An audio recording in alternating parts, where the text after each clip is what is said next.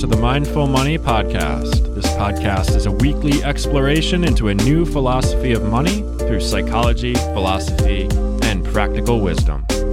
In this episode of the Mindful Money Podcast, it's about mastering yourself, your emotions, and how you confront these obstacles and circumstances as they come into light.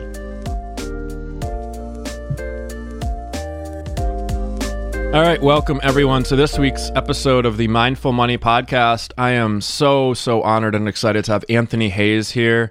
He's an author, a podcaster, a blogger, a member of the International Association for Internet Broadcasters, and also the co-founder of the Podcast Discovery Center.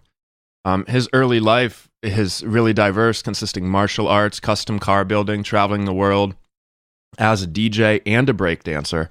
Welcome, Anthony. Yeah, man. Chris, thanks so much for having me. Very honored to be here with you and your listeners today. So thank you. You're very welcome. I really appreciate you taking the time. And we'll just dive in with the first question I ask everybody. Get some context to the conversation and really unveil some of their personal beliefs and their personal story. And that is, what is your relationship with money and how has that changed as you have evolved? Well, my relationship of money is that of, it's a very elusive relationship. And I always want it. I never have it. I can never find it. When I do get it, I tend to do stupid things with it. I have an up and down relationship. Money's kind of like my redheaded stepchild. I go through periods where I'll get myself on track. I'll get myself in a good position. Like most Americans, I have debt. I'll pay it down. I never miss payments regardless, but I will overpay and get the debt down and get into a good place, both financially and mentally, to this accomplishment that I've made. And then there'll be a hiccup along the road, and I'll get back right where I started. And if you and anybody else out there listening knows, it takes a couple of years to fix a problem. It doesn't happen overnight. So be prepared. If you make one big mistake, it could cost you about 7 years of your life. So whatever you're doing with your money and with yourself, you could be in for the long haul. So don't be like me. There's your first lesson. Don't be like me. But I mean, a lot of people are like you, right? Like I know people who have filed for bankruptcy, and I know people that have got that mortgage, got that car, stacked their loans, So do you think that we are expected to do something unrealistic? Like one mistake could cost you 7 years, you say. So yeah, from what I've read, a good portion of your debt that you get yourself into, if you can't pay it down right away, it's gonna be a couple of years. In both my instances where I've racked up some debt, the first time took me just about 7 years. The second time, which would be now, I'm looking at about 5, and I hope to, by the 7th year, be debt-free once again. So it's just I guess you could say it's a balance, and it's sometimes an unhealthy balance. But I think it's partially society's fault, because they give us these opportunities to get credit cards and to have all this money that we really don't have. But then again, it is a decision that we make. So it is on us as well to make that decision, to make that bad choice. But we are given the vices to do that. So whose fault is it really, Chris? I don't know. That's what we're here to find out. Way to interview me on my own podcast. Awesome. No, I mean, I don't know, man. I think you're right. We're given the vices where it's like, hey, here's a gun. Don't shoot anybody. And debt is like the thing that we're supposed to do, right? Our generation was told to go to school, get a job, work on that degree. You're going to come out on top. I was just going to say that. Yeah, this is the classic. Everybody's heard this, right? Get a job, buy a house, buy a car. But, it's funny. In some of the research I've done, something like 67, don't quote me on this, 67, definitely the majority percentage of people are finding that, like, they don't want to start a family until they're 40. our generation, millennials, they don't want to start a family, they don't want to buy a house because they saw how doing that screwed up their parents, right? Mm-hmm. So it's almost like what we're being told and what we do and what that means for us is existential in a way, along with everything else. Like we have to almost have the awareness to know that we're being taken advantage of and keep that awareness at all times. Like, it's like when I get asked to buy a membership card. I was just at Walgreens the other day. I don't know if you have those out where you are, but oh yeah. But yeah, they're like, hey, are you a Walgreens member? I'm in there every day buying things after my workout, like the proteins or whatever. And sure. I'm like, no. And they're like, do you want to sign up? I'm like, no. Because I don't need 27 cards telling me where to spend my money, or, I don't need. Yeah, and that's funny because it's funny that you say that. So that would be a huge point of awareness, self-awareness, and a mindset. Kudos to you for even picking up on that, because there's a lot of places that give you that card where it's just it's not a credit card. It's just a Walgreens card. It's just a steakhouse card, and all you do is earn points. But at the same time, it does have a value if you think about it, because you're like, oh, hey, you guys want to go out tonight? Yes, let's go here because I have this card. I have these points and I can use these points. I have these points. I can get a free $3 appetizer, and then we're going to spend $40 on drinks. So we kind of just screwed the pooch there. Did you even get that expression? Yeah, I don't know. I heard it somewhere, but it's terrible. Yeah, it is. But it's like a never ending. It's all over the place. I would have never even thought to relate that those little stupid cards where they're discount cards. And they're not even get you. They're spending cards. Like they do get you that way. And I like to say I see the seemingly disconnected connections and meaningless information. So yes, that those cards definitely have a play. But even if we look at that with like Starbucks, my fiance loves Starbucks, and she'll be like, I might have a free coffee. Well, what are you doing? Like, what are you really doing in that? You're equating going out of your way and choosing a place to go and taking the effort to remember the card, taking the effort to be loyal to that brand, which is important in some level, for $6. You're saying my time is worth $6. Yeah. So like, what is money? And she's not saying that her time is worth $6. The company is convincing her that her $6 is better well spent with them.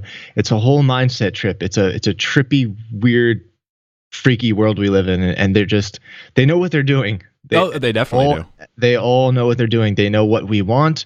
They know we have all these grand ideas, and we want all these things, and they're just finding a way to trick us into getting it. Well, and that's it's why preying on our we're psychology. in debt. Yeah, it absolutely is. It's preying on our psychology. It's the buy now, spend later kind of thing. And, I did some math because I'm a math guy.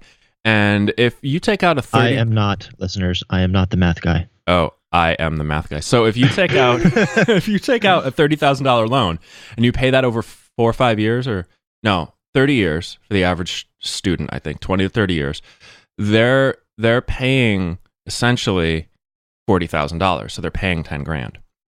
A lot of people don't think about that. That's just a basic thing, and most people don't even think about that. So what are you doing? You're telling them that their satisfaction now is worth $10,000. You're literally putting a price on that. But is it real money? That's the question. So like, as I've evolved, I know that my whole perspective on what money is shifted. Like when I was a kid, it was to get candy, Oh yeah, I love candy. I used to go down to the corner store, fill up a brown paper bag with everything I could fit in it.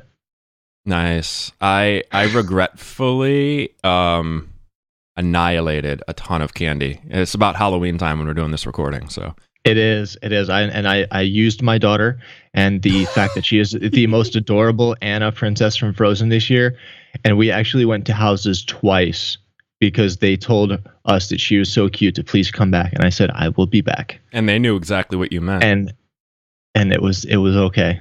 So with all this conversation about money, like, is money real? And I don't know if you can answer that, but is money real and what does it mean? Yeah, money, it's definitely real, but there's different manifestations of money. Mm-hmm. There's the physical manifestation, there's the materialistic or the mental manifestation of money, which would be like a credit card or a mortgage or interest or stuff like that. There's all these numbers just circulating out there. But at the end of the day, if you don't have those paper bills in your wallet, which I know a lot of us don't because everything is electronic, everything is debit cards, everything is, I very rarely carry cash on me anymore. But it's twofold. Because personally speaking, I've noticed that if I don't carry cash, I'm less likely to spend it. And I'll tell you why. You're less likely to spend it. Okay. Yeah. Charging something, for me personally, I tell a lot of people this too. It takes extra effort. I have to take the card out. I have to put the card in. I have to put in some type of PIN number, swipe it, or do something along that nature. If I have cash, that's a one-step process. Oh, I want a soda. Let me just grab the overpriced soda from right in front of the register that we know is a 400% markup.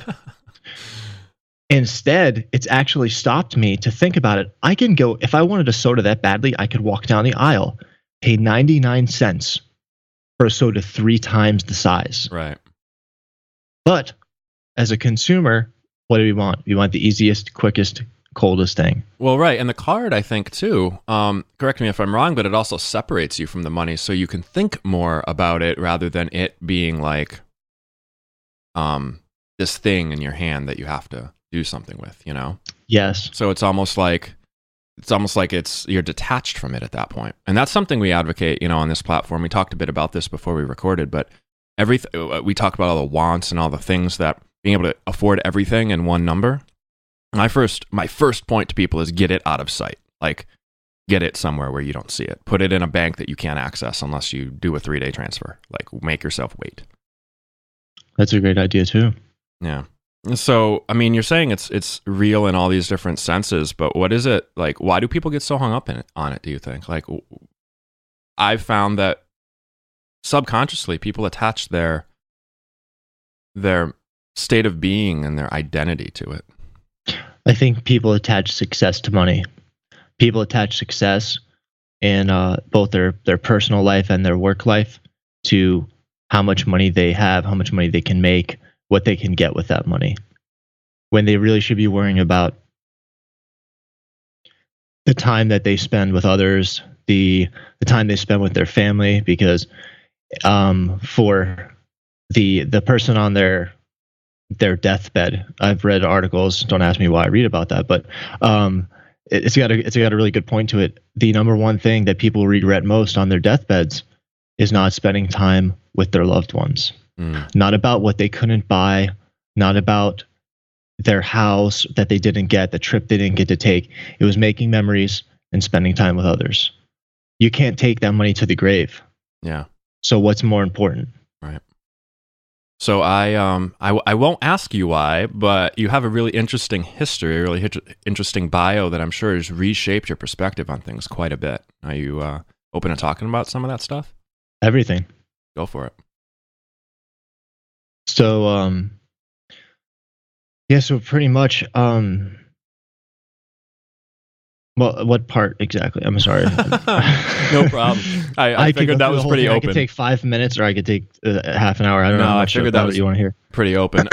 So what resonates with me when I read this thing is I see you went from, the words you used are emotional flatness, some of the darkest times of your life, that you fought some things internally, and then you tried a bunch of stuff, and you've got a documentation of this whole battle. And I imagine that during this process, what you valued in life really shifted, and what you spent your money on even shifted, and what your priorities were shifted. Yeah, definitely. Okay. So looking at, I like to talk about money as this thing that isn't real, right? It's not a real thing. You just assign a value to it.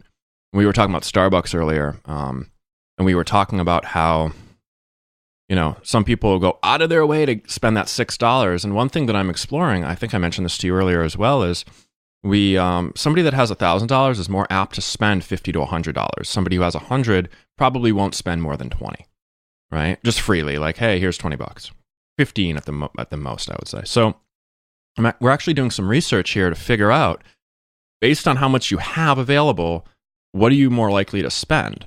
And most people are likely to just, it's somewhere between $5 and $10, but they hang themselves up in saving 99 cents on coupons or saving like $6. And I notice that once they become aware of how they're being valued, their perception of value changes. So that's what I saw shifting. A little tangent, but that's what I saw shifting in your couple paragraphs here about what you went through. Okay. All right, we could do that. All right, so yeah, basically, for anybody who doesn't know me, I've spent the past decade of my life living with clinical depression.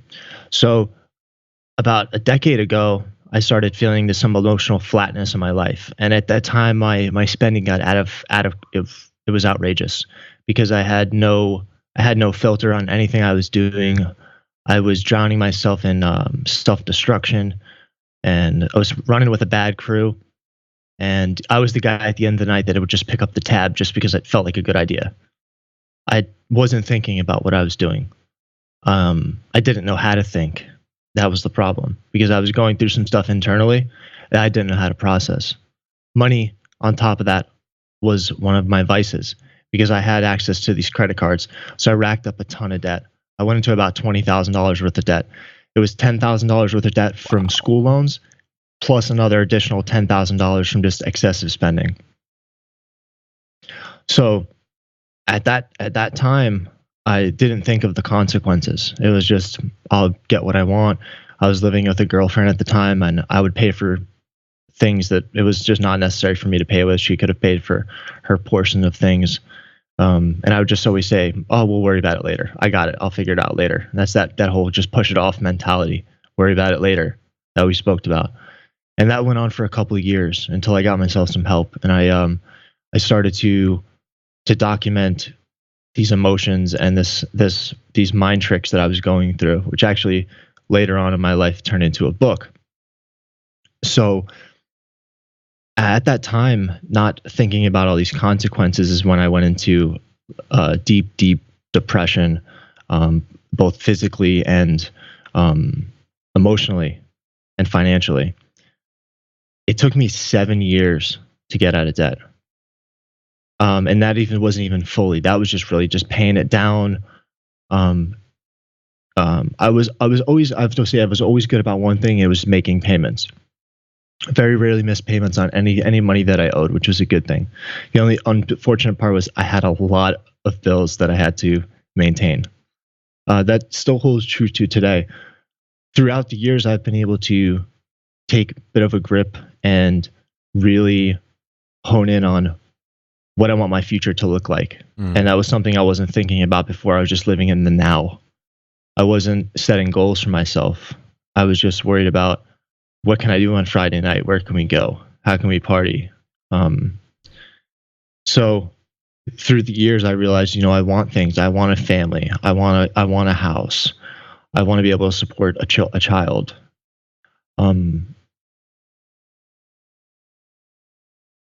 And so I began to pay these debts down, these physical and emotional debts. So I did that like a couple of ways. Obviously, making my payments on my debts, and also overpaying the minimums. To pay them down. Eventually, I actually went to my financial institution. Once I got my debts from about $20,000 down to about 10, I went to my bank and I said, "Hey, do you guys have any like loans right now where you can give me a loan and then I just pay you?" And it turns out that they did.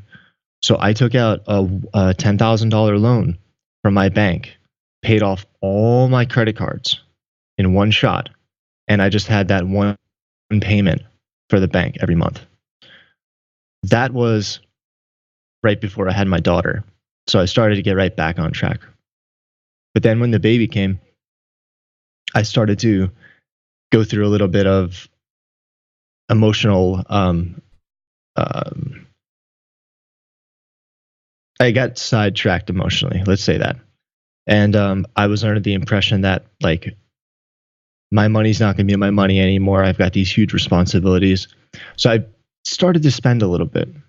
It wasn't all at once, but I did do a couple things to my car because I figured this is my money. I can do what I want with it. Yeah, and you used to specialize in auto stuff, right, too? Yeah. So, cars has always been a fun thing that I was involved in. So I set myself back a little bit this time, not as bad as I did before, because like I said, I've definitely evolved as far as what's important to me and what money does mean. And I know how evil money can be. And yet I know what the necessity is of having money and the importance of it. So I did rack up a little debt the past couple of years, but I've also made steps to fix that. So that's kind of like in the process. That's like kind of like where I'm at today. Like I definitely still do have, I'd say between $5,000 and $8,000 worth of debt. Oh, sure. But I pay all my bills on time. I have a roof over my head. I've got a car. We've got food. We can go to dinner on a Friday night if we want to. So I'm definitely in a much better place emotionally, and physically than I'd like to be, or than I have been in the past. And I'm only going to continue making strides towards the future to be debt free. That's the plan. Yeah, right on. And being debt free is obviously awesome, but what's even more incredible is how you were in this dark place and then you kind of came back, and it sounds like your mindset affected really a lot of how you were spending. Yeah, it definitely did. I knew what it felt like to have everything I wanted. Mm-hmm. And I also knew what it felt like to have nothing at all. So being able to bridge that gap and to find a balance for me has been the biggest part. Because we all want nice things. We all want a nice new car. Unfortunately, I had to settle for a used car this time. My next car might be a new car because I might be in a better financial position. But I'm not going to dig myself into a deeper hole just because I want to look cool driving around town. Yeah. So say that again. Say that again. You said there's this bridge that we have to, or this gap that we have to bridge, right? What's that between?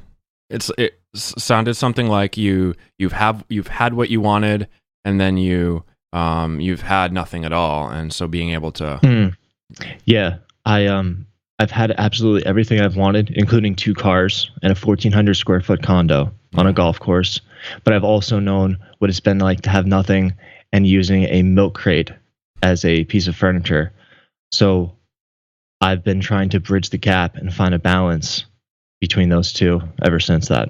Yeah, and you've been given all kinds of messages from like just society. We talked about that before we started too, and how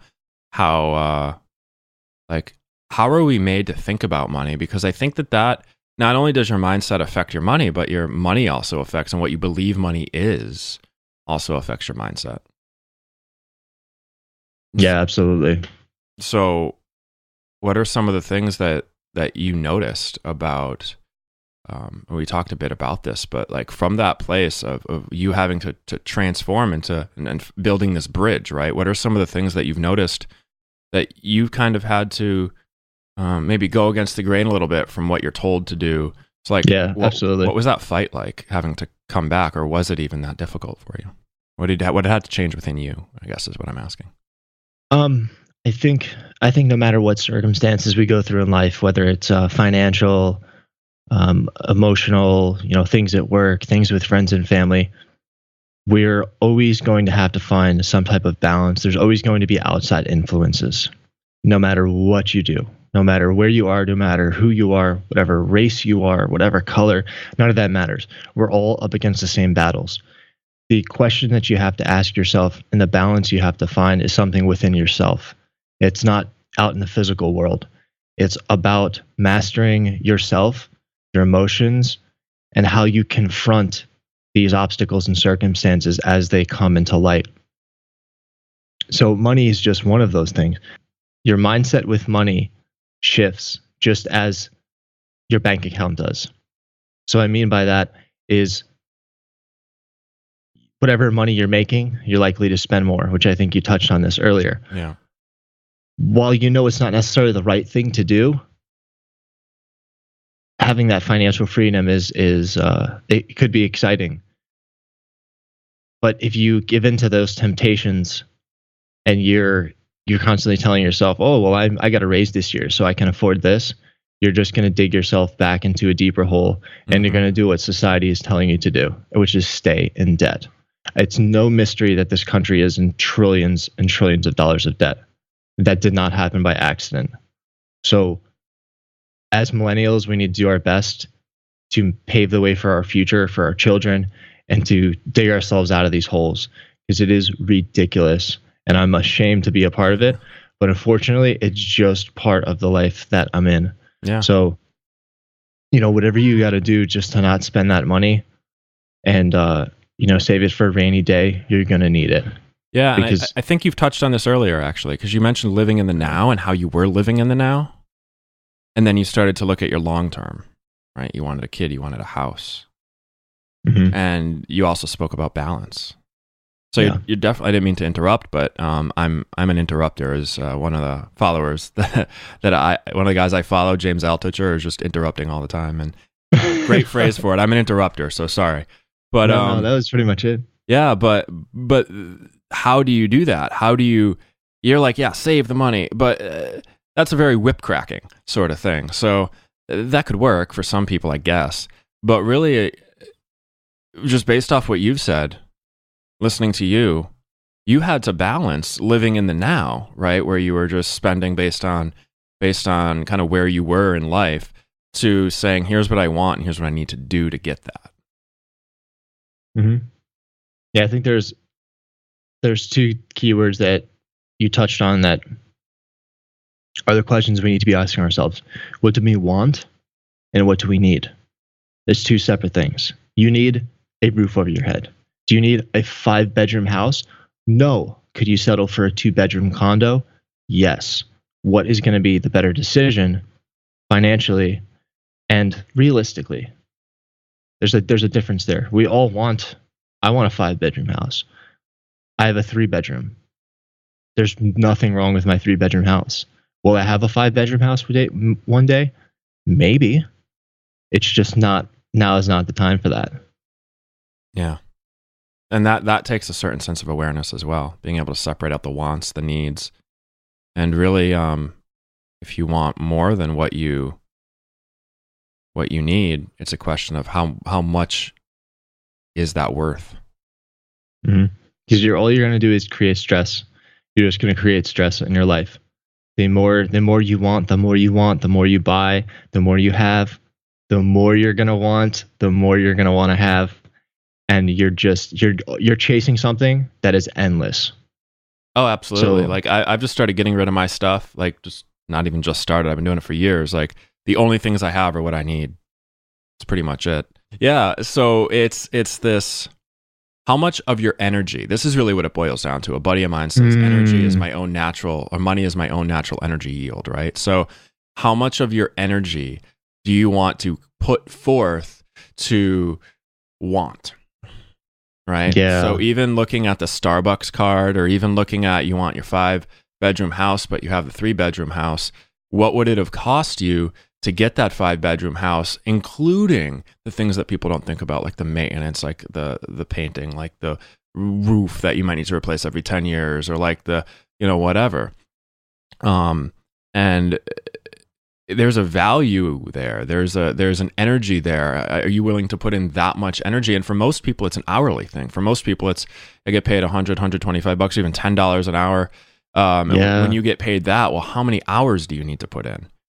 And there's people out there that will get $20,000 at a pop. So it's a value and energy question, really, when you boil it down. I mean, even with the Starbucks card, with that $6 coffee, how much energy are you putting in to get that $6 coffee?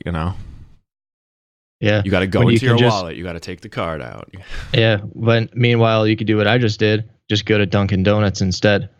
Yeah, Cumberland Farms is a store here. Cumberland Farms, we have that too. $1 coffees.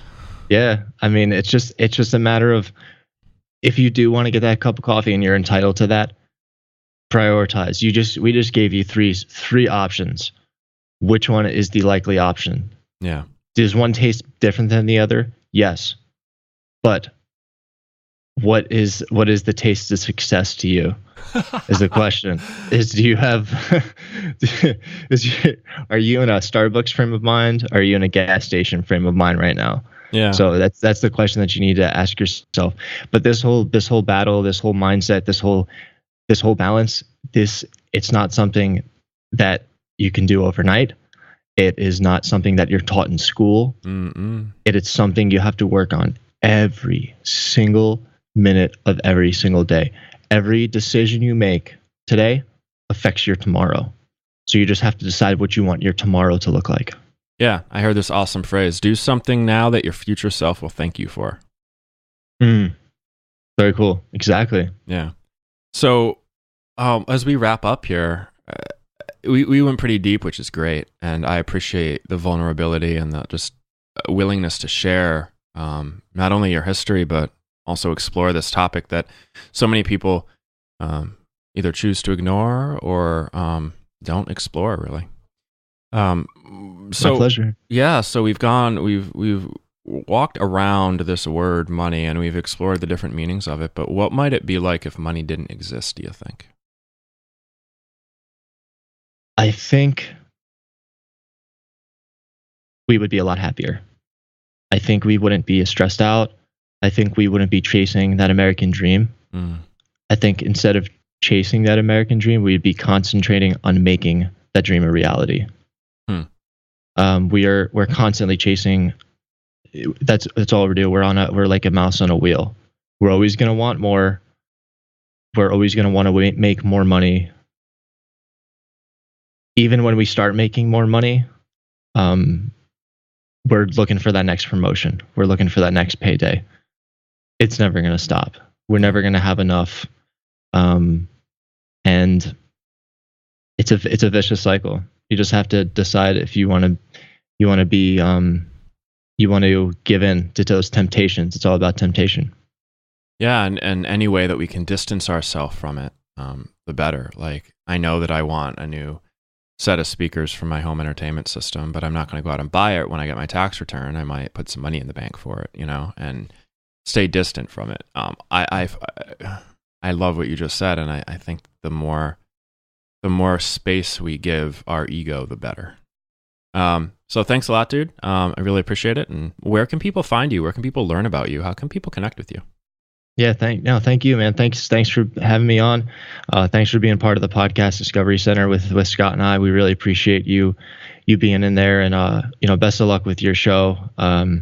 Based on what I've seen right now, it's going to be awesome. We covered some heavy stuff, and I really know the listeners are going to resonate with that.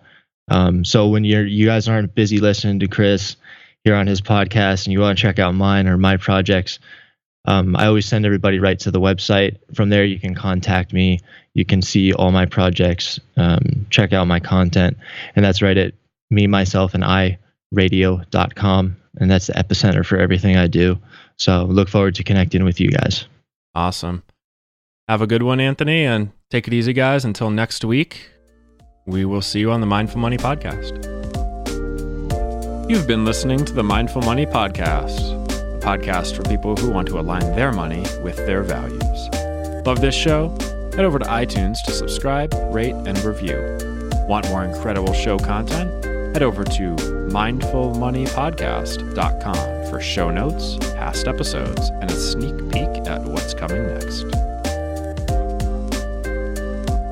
In next week's episode of the Mindful Money Podcast. So trying to noodle it, trying to figure it out is not always the best approach. Sometimes the best things in life show up when we simply get out of the way.